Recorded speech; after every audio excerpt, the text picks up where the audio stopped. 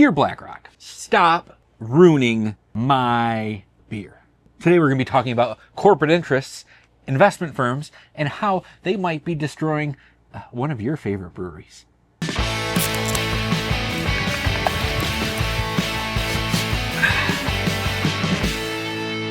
Now, I didn't plan on having a beer talk when I woke up today, knowing that I was going to do some kind of content. I just planned on doing all beer reviews. But then in the news, Bell's has an announcement. Something very special is coming up in Michigan, very close. With spring comes Oberon Day. They release Oberon. Every year they have Oberon. It's this big whole hootenanny they have in Kalamazoo, Comstock Park. I haven't been to it, but it's something I need to get to. Now, what they announced in the news is they are coming out with a new beer on Bell's Oberon Day. And I'm like, well, why are they going to do a different beer on Bell's Oberon Day? And then as I scrolled down, I saw, hey, it's going to be Bell's Oberon Light. And I was like, oh, that's cool. They're going to have a light version of Bell's Oberon. And I'm thinking to myself, well, Oberon isn't really that heavy. And then I looked into it and I'm like, well, Bell's Oberon's only 5.8%.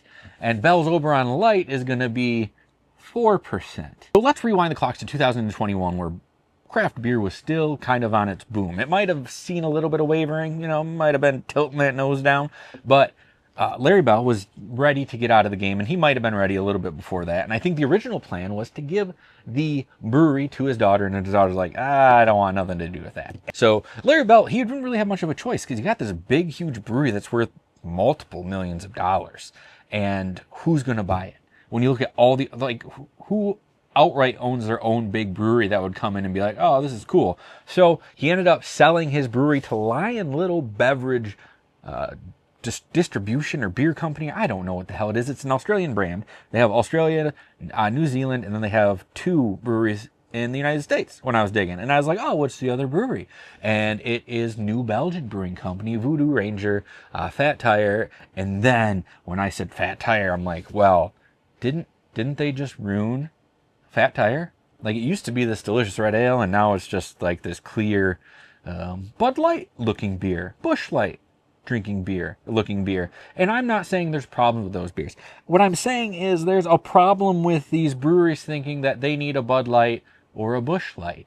And I know it's not exactly the brewery that's doing it. It's got to be somewhere up the ladder. And when I looked into, well, who owns this Lion Little, whatever the heck it's called, BlackRock. BlackRock is one of the investment firms that owns a majority. They own the most shares of this Lion thing. So, and then I was like, well, I'll drink the Smithwicks with it. It's March, Irish, St. Patrick's Day. I don't know what I'm getting at. I just like this beer. Real cool. Find out it's owned by Guinness. Oh, it's a good beer though. Very good beer. Malty, slight bitterness from the hops. Very smooth, very enjoyable. Owned by Guinness. Well, who owns Guinness? Diageo? Well, who owns Diageo? Oh, BlackRock. So I'm not really proving much by drinking this beer on camera, even though this is still a delicious beer. I don't know if they've touched it. I don't know that much about it. I just know I like it in its current state. But then I was thinking about other beers. Well, Boston Beer Company, right? Sam Adams Boston Lager. Sam Adams Boston Lager was a huge craft beer. You could get it everywhere, B-dubs. If they didn't have what you wanted, you could always go to a Boston Lager, and it was delicious. But they changed that too. They made it something more enjoyable for the entire population, not just the people that already liked it. Now, there's some people that enjoy it, and then there's some people who are like, well, this isn't what it was. I want nothing to do with this anymore. So Jim Koch, I believe that's how you say the last name. If not, you can correct me down in the comments, is the founder and CEO or chairman of Boston Beer Company. But then as it turns out, BlackRock, an investment firm, is also the major shareholder of Boston Beer Company. So what are we doing? We're damned if we do and we're damned if we don't, right? Because if we like something, if something's really good, a truly good product, it's going to get bigger and bigger and bigger. And at what point does it get too big to pass on to somebody who still has its best interests in mind? Because clearly you might put someone in charge of the brewery that has its best interests in mind, but you still answer to somebody. Anybody out there that works a corporate job or gets to see that thing is your boss answers to somebody. And you might never see that person. Hell, you might see them. But if you see that person, guess what? That person answers to somebody. And the person that they answer to, they don't give a shit about the product. You know what they care about? They care about the money. And it's the same thing. Well, you guys need a product. It's clear as day.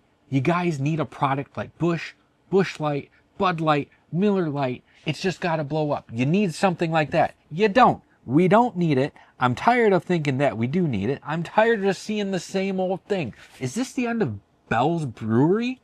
I sure hope not. It kind of bums me out that I did all this research to find out that I'm just drinking Black Rock beer and not the good Black Rock beer all of the time. That really bums me out. I have some beers lined up and I don't even want to look into it. I think we should take this independent craft beer thing a little more seriously. It seems like we really shape the way things work in this country by the way we spend our dollar. And our dollars are getting fewer and fewer, so that means our voice is getting smaller and smaller. I just think that we need to think about what we're doing. So no more Smitwicks for me, I guess. I don't really know what I'm going to do. It's kind of sad, isn't it? I'm going to at least finish this Smitwicks, but will it even make a difference? I don't know. Do I want it to? Of course I do. I want to feel like I'm making a difference, but it feels hopeless. I think this just goes to show that if you want to make a difference, you really got to do your research. You might think you're doing something good. You might think you're supporting something that's good. And in the end, it isn't. Because that money's just going someplace where you don't want it to, or to someplace that doesn't have their workers' best interest in mind and doesn't have you, the consumer's best interest in mind. They just want to keep you consuming, and they don't care what the cost is as long as they're raking in more money. So they're destroying our breweries, they're destroying our beer, and they're destroying us as consumers. This is Josh from Half-Ass Beer Review, and this has been another Beer Talk. Got real dark at the end, didn't it? But before you go, please check out my friends Banter and Babble for all the best pop culture wrap-up. My friend Drass and the Dungeon Master over at 7 Dungeons for the best Dungeons and Dragons around. And also my good friends Truth Beer Podsequences for the best Cincinnati beer podcast wrap-up.